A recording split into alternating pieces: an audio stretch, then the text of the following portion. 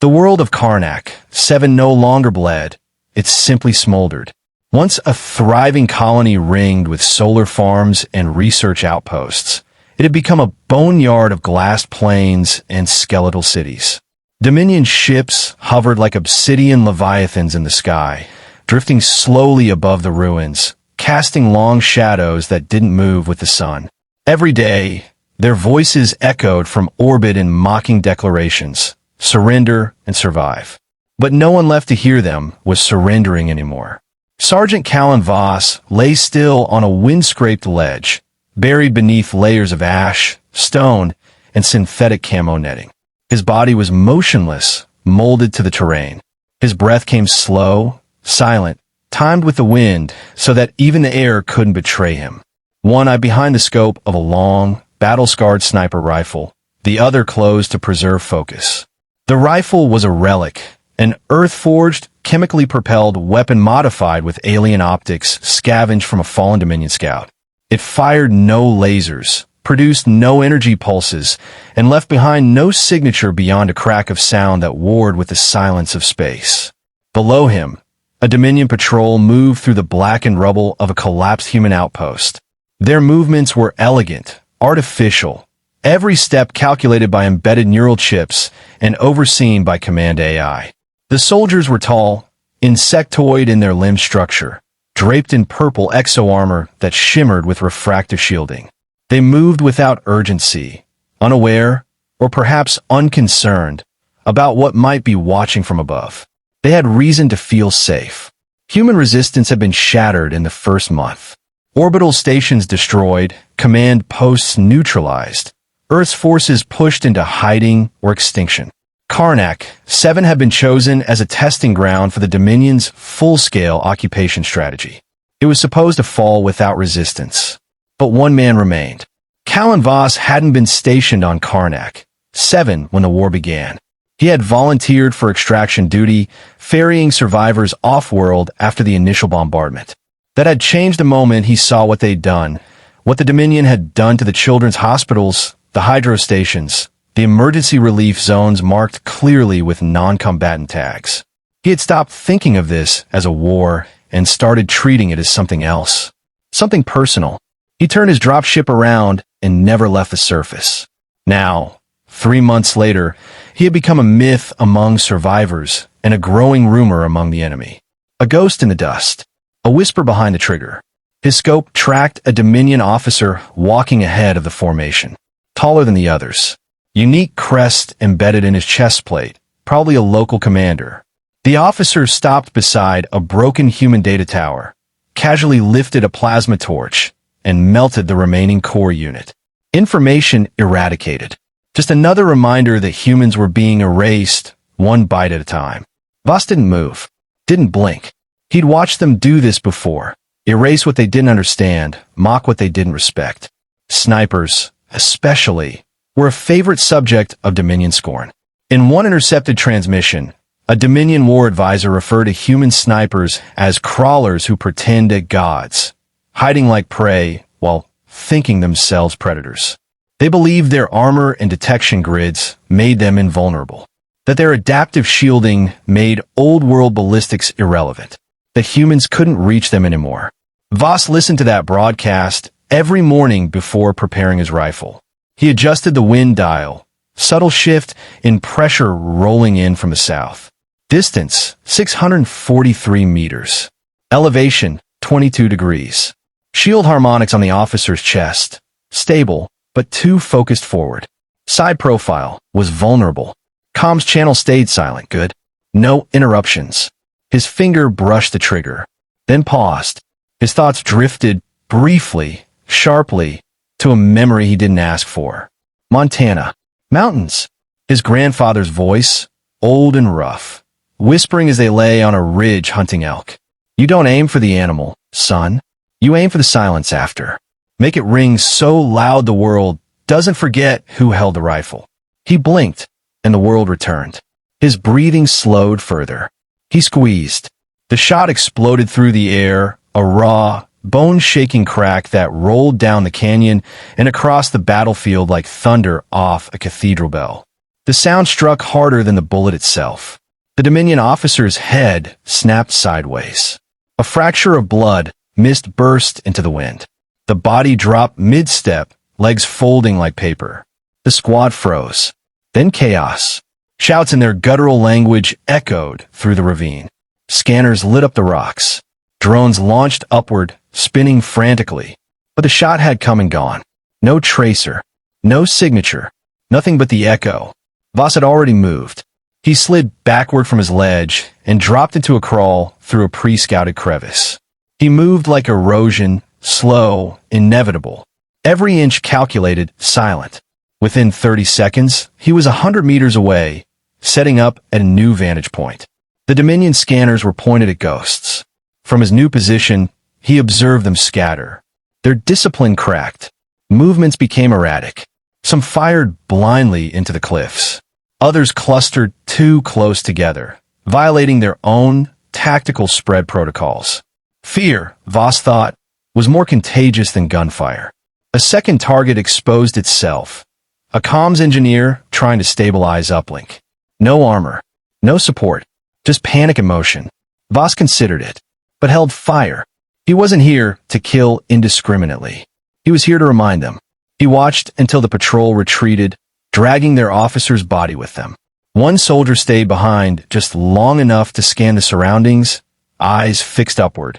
For a second, their gaze swept close to Voss's position. He didn't flinch. He let the gaze pass. They weren't ready yet.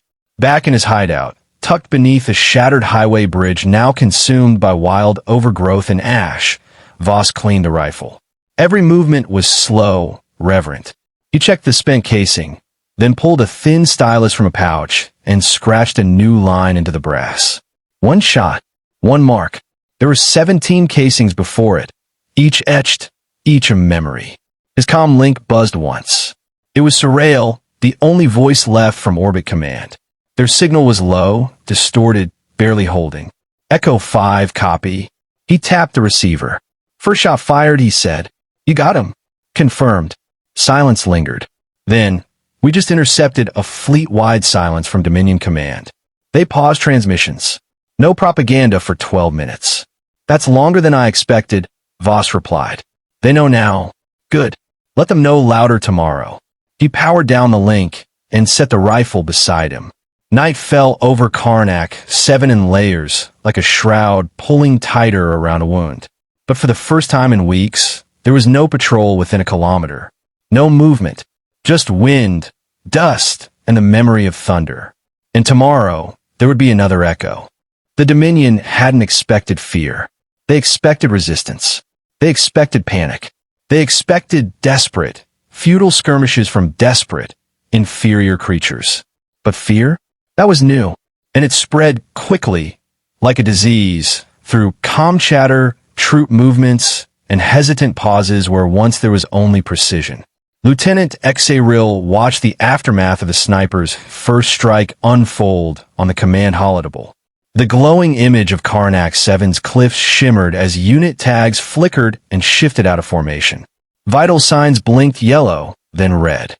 2 officers gone. One during a live transmission. One while investigating a thermal anomaly. No weapon signatures have been detected. No energy fluctuations.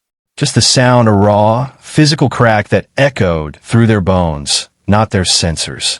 He leaned forward, long fingers clasped beneath his chin.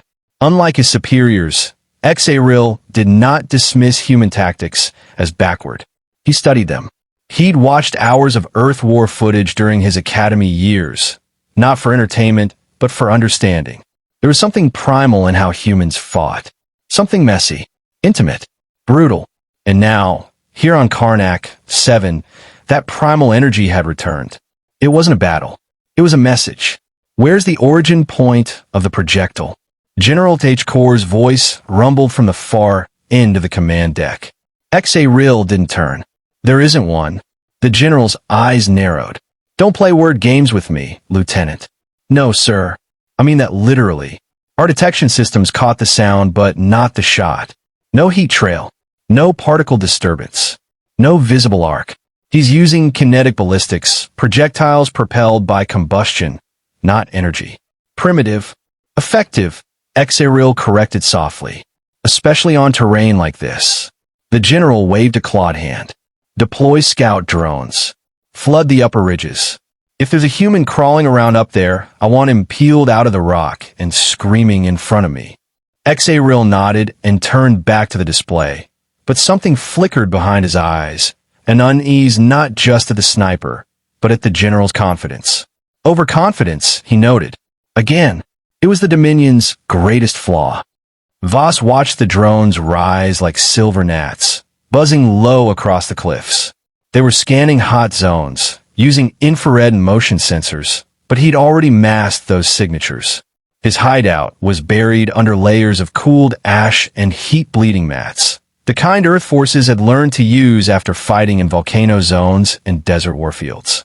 The Dominion didn't realize that humans had evolved their tactics, not with superior tech, but with necessity. He sipped slowly from his hydration line, never taking his eyes off the scope. Movement across the ledge below. A squad of 5 Dominion soldiers approached with caution, unlike the previous patrol. They moved in staggered steps, checking every shadow, rifles humming with ready plasma. Good. They were learning. He tracked them in silence, each one labeled in his head, point rear, flank left, flank right, and center command. Voss's breath slowed. He adjusted the scope again. Wind minimal. Distance, 480 meters. Elevation difference, negligible. But timing was everything. A sudden glint caught his eye. He froze. One of the Dominion troops had deployed a reflection sensor, crude but smart. It scanned for lens glare, a method the humans had abandoned centuries ago. But this one had studied. Voss shifted slightly, just enough to break line of sight, keeping the rifle low. He blinked slowly. Their adaptation was accelerating. Echo 5, Sorrell's voice buzzed faintly. You've been marked. There's chatter on the fleet bands. They've picked up the method. They're calling you the Ghost. He didn't smile. That word, Ghost, had followed him through 2 continents, 3 insurgencies, and now into the stars. Good, he murmured. Let them fear the wind. Sorrell hesitated. Do you have a window? Yes. 5 seconds. Make it count. He waited. The squad stopped at a large outcrop, point and flank right taking cover, the others holding position. He could see their nerves in the way they moved. Jerky, too fast, too alert. Not calm, not confident. His crosshairs centered on the commander's center, the one issuing orders. Voss didn't care about body counts. He cared about disruption. Take the head. Let the limbs panic. He squeezed the trigger. The shot cracked like a whip. The commander's torso twisted unnaturally, armor folding inward. He collapsed backward with a thud. The others scrambled instantly, seeking cover, but from where, none could say. No direction, no glint, just the echo. Voss moved again, already crawling along a narrow crevice toward his next perch. He left no tracks, no scent, only the fading smell of propellant, and even that was masked beneath chemical decoys. Behind him, the remaining squad argued over comms. He didn't need to hear the words. He knew the tone. Fear, confusion, accusation. They'd shoot each other before they found him. He reached the new position in 30 seconds. It gave him a cleaner view of the rear patrol path. The remaining troops had grouped near a drone, scanning the cliffside. Their movements were erratic. The drone's emitter swung in wild arcs. One of them turned too fast and bumped the barrel of his teammate. The plasma bolt triggered reflexively. One soldier fell screaming, chest burning, armor split open. The others staggered backward, raising weapons but unsure who fired first. They began shouting. Voss watched unmoved. Humans didn't win because of strength. They won because they could make others unravel. Exaril watched the unfolding footage from the drone cams. 2 more units lost. One killed by an unseen sniper, the other by his own squad. No confirmation of enemy contact. No captured heat trails. He studied the playback frame by frame. The sniper had changed position. Twice. Without leaving trace. Each shot precise. Surgical. He's not fighting, Exaril muttered. He's dismantling. General Th. Core growled. It's one soldier. That's all it takes. You sound impressed.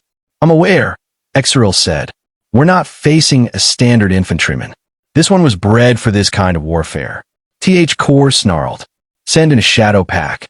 Clean sweep the entire ridge. Now, Exeril obeyed, but the doubt in his mind grew heavier. Above the canyon, Voss checked his ammunition. 3 rounds used. 17 left. Each one counted. Each one could be the shot that tipped the psychological scale. He ran a finger along the casing of his next round. It had been etched with a word, Kira, his sister's name. She died on the colony's second day, caught in a Dominion artillery barrage while fleeing with a medical convoy. She had wanted to be a teacher. He chambered the round with care, feeling the weight not just of brass and steel, but of memory. That was the difference. That was the line between Earth and the stars. The aliens fought for conquest. He fought for names. A drone passed close, too close. He remained still. Its scanners buzzed inches from his form, but the cloak held. The signal scrambled. The heat signature dispersed. After 5 agonizing seconds, it passed on. He didn't move. Not yet. Let the fear settle deeper. Below, the Dominion regrouped. Reinforcements arrived. Bigger exosuits. Heavier weapons. But none of it would matter if they didn't know where to look. Echo 5. Sorrel's voice again, softer this time. Go. Fleet Command intercepted Dominion transmissions. They've issued a kill order. Entire shadow packs coming for you. He inhaled once. Then I'll teach them how shadows die. He slid his rifle forward, into position once more. The sun dipped lower. The echo of his last shot still hadn't faded from the cliffs. And neither had the fear. The Dominion Shadow Pack deployed just after sunset. 12 elite operatives, larger than standard troops, armor-cloaked in adaptive optical camo, armed with neural-linked railcasters and side-trackers, descended onto the cliff zone with silent precision. Their boots made no sound. Their helmets had no visors. They didn't speak. Not out loud. Communication was silent, thought-bound, locked behind encoded cerebral pulses only they understood. They were hunters trained to dismantle threats before those threats even knew they were being hunted.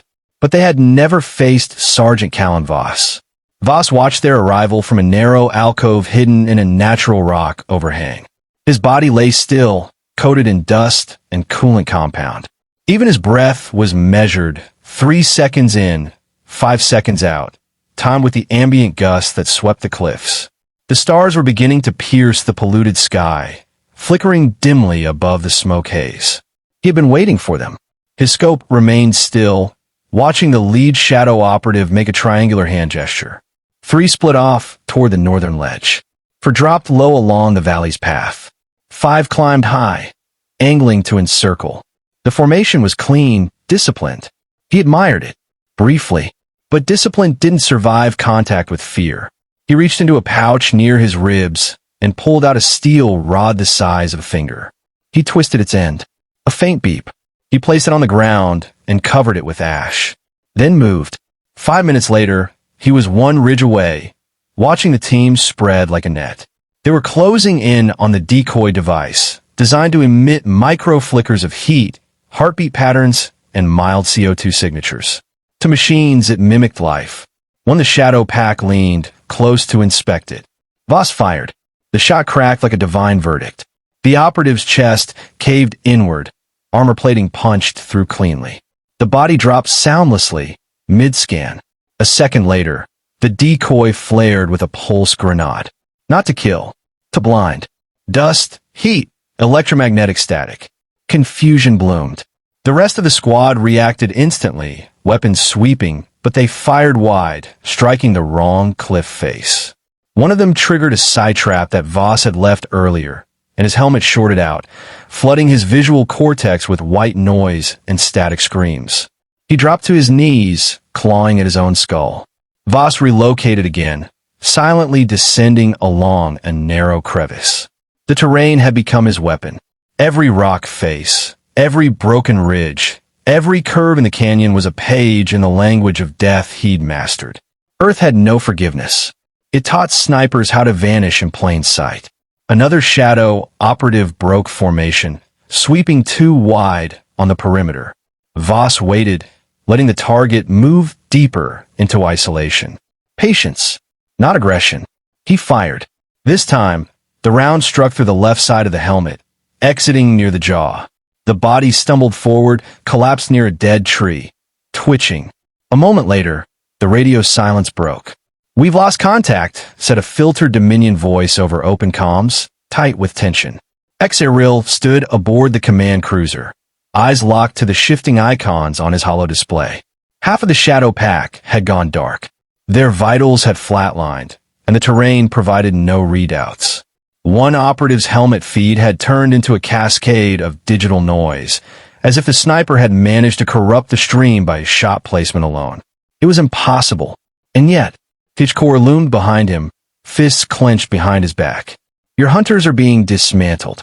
Exaril didn't respond. His eyes were drawn to a small signal, barely a flicker, on a ledge 1 kilometer from the last known kill. It was subtle, too subtle for an AI to flag. But to a human-trained analyst, it was something else. He enhanced the image. A feather of disturbed dust. A hint of thermal echo. A blind spot, perfectly placed. He zoomed in further. There. A glint, just one frame, perhaps a lens, perhaps something else. The sniper had relocated again.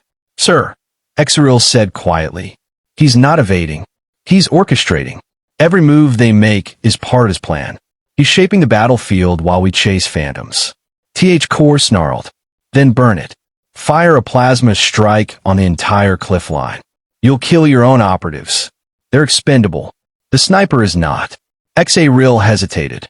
That hesitation, he knew, would be remembered later, either as wisdom or treason. But he gave the order. Above the planet, a cruiser repositioned. A plasma bombardment prepared. Voss felt the change in the wind. The hair on the back of his neck lifted. He didn't look up. He didn't need to. He triggered the secondary relay on his pack. Deep below the ledge, a string of seismic charges lit up, collapsing a section of the valley wall. Not toward the enemy, but toward himself. A controlled landslide.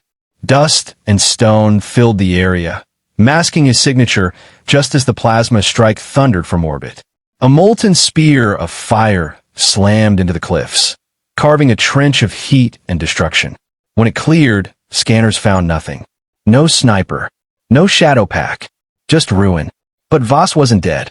He'd slid beneath the rock shelf seconds before the blast, shielded by natural stone and insulated walls he'd pre-selected.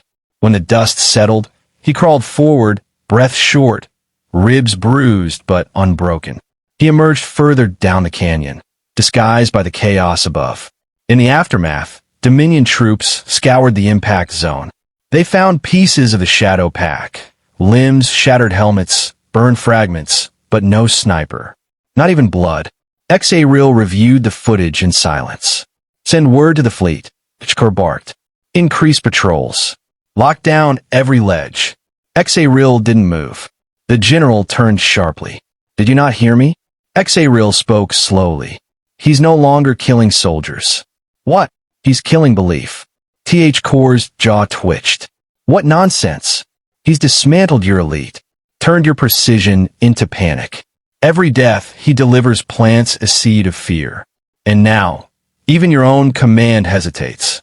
Exaril didn't wait for a response. He turned and walked away from the holodable, the words echoing in his mind. "He's killing belief." Voss watched the night sky from his new position, farther from the cliffs, but with a perfect view of the impact zone. Fires flickered in the distance. Dominion searchlights swept wide across the horizon, unfocused and frantic. His breathing was slow, controlled. He checked his rifle. 2 more notches had been added to the barrel. 6 confirmed kills. 6 reminders. The next round he prepared had a different engraving. It wasn't a name. It was a date. The day the Dominion landed. He chambered it carefully and resumed his position. Not yet. He would wait. Let the silence deepen. Let the myth grow teeth. Smoke hung in the sky like a warning left unheeded. For days, no Dominion patrol ventured near the cliffs of Karnak 7. Not without armor columns. Not without orbital scans. Even then, they moved like prey in the open, eyes twitching toward shadows, weapons raised before footsteps. The war front had shifted without shifting ground. One sniper, one name whispered through ranks and corridors, fear-stained and quiet. The Ghost. Voss hadn't fired a shot in 36 hours. He didn't need to. He watched from a high perch nestled in the wreckage of an old observation tower. Cracked metal beams and torn banners fluttered faintly in the toxic wind. Below, a new command convoy slithered its way through the ravine. 2 armored crawlers, a squadron of Dominion enforcers, and at the heart, a tall figure clad in ceremonial obsidian plate. General T.H. Corps. The apex predator had finally come down to the pit. Voss adjusted his rifle scope, breath even, heartbeat slow. T.H. Corps stood differently than the others. Less flinching, more deliberate. Not brave, just incapable of imagining death could reach him. Voss had seen it before, hubris wrapped in armor. Sorrel's voice crackled faintly in his ear. She was barely holding the signal together through the Dominion's interference net. Echo 5, we're picking up movement. Central Command thinks T.H. Corps is pulling out. Evac point on the southern plateau. You see him? I see him. You've got one window. After that, the crawl tanks will block Los. Voss didn't answer right away. His scope followed the slow arc of T.H. Corps' path. The general walked like the ground owed him tribute. Each step thundered with weight that thought itself invincible. I've got the shot, he murmured. Take it. But he didn't. Not yet. He breathed. He watched. And then he remembered his sister again, Kira, her hand stained with field ink, trying to mark a lesson board on the colony's first school day, even as artillery landed too close for comfort. She had died shielding children. No armor. No weapons. Just instinct. And faith. That memory was the weight behind the trigger. He fired. The shot didn't crack. It roared. It tore through the rising wind and punched clean through T.H. Corps' armor at the exact moment the general turned to bark an order. The slug passed through 2 layers of alien alloy, shredded a lung, and exited in a burst of blood and disbelief. T.H. Corps dropped to one knee. Not dead. Not yet. But already unmade. The Dominion escort scattered. 2 fired wild into the rocks. One attempted to carry the general, only to be gunned down from a second angle. Voss had repositioned a remote-linked decoy rifle hours earlier. He planned for this. T.H. Corps gasped into his comms, voice rasping. Sniper! And then he was gone. Voss exhaled once and packed up in silence. He left nothing behind but a casing. He always left one. This one bore a new engraving. We see you now. It didn't matter who found it. Someone would, and the message would spread. On the Dominion flagship, the silence was louder than alarms. X-A-Rill stood alone in the center of the command deck. T.H. Corps' vital feed had gone dark 10 minutes ago. Recovery team reported only one body. Head slumped forward, eyes wide, a single round hole still smoking. The council chamber holograms flickered online. Senior command figures demanded immediate countermeasures. Executions. Bombardments. Tactical retreats. X-A-Rill said nothing. He replayed the footage in his mind. Every movement. Every hesitation. Every clue Voss had left behind. Not by mistake, but as a breadcrumb trail of intent. It was artistry. It was war transformed into psychological scripture. Lieutenant X-A-Rill, one of the voices barked. You're tasked with command until a replacement arrives. We expect retaliation within the hour. X-A-Rill shut off the channel. He walked out of the command center and down the corridor. Past the barracks. Past the trophy room of conquered weapons. Into the archive. He accessed the human war records again. The old Earth footage, the doctrines, the training manuals they'd scoffed at when the war began. This time, he didn't watch as a student. He watched as a believer. Voss descended from the cliffs under the cover of ash and firelight. The terrain had shifted. Dominion patrols had thinned. Communications went dark in some sectors. Above, their cruisers began drifting farther from the surface. Not fleeing yet, but hesitating.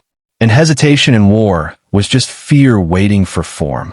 He reached a ruined comm station built into the spine of a dead colony structure. Inside, Sorrel waited. She looked gaunt, exhausted, her uniform patched in places that screamed survival rather than regulation. but her eyes lit up when she saw him. "You made it," she said. "Wouldn't miss the ending," he replied. She pulled up the feed. Satellite footage captured Dominion ships adjusting formation. Their interior lights dimmed. A Dominion ritual for mourning a commander. "You killed their face," she said, and the mask cracked. "They'll send another." "Maybe." He looked at her. She hesitated. "There's chatter. Some of their younger officers don't want to keep fighting.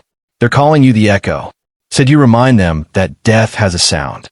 And once you hear it, it's too late." Voss let that settle. He wasn't proud, just finished. She handed him a thermal wrap. He took it without thanks. It wasn't needed. They understood each other now, in silence. "What now?" she asked. He looked toward the horizon. The fires were dimmer. The sky had cleared slightly. In the east, stars peeked through. He could finally see the Earth star, tiny, distant, still burning. "They'll leave," he said. "You think fear alone will drive them off?" "No, but fear with memory will."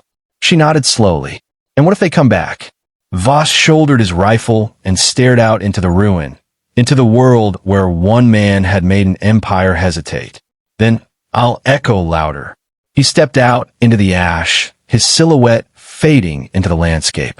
No medals, no rank, just a man with a rifle and the resolve to wait as long as it took. In the end, it wasn't the power of Earth's weapons that shook the stars. It was the silence that came after one shot thundered.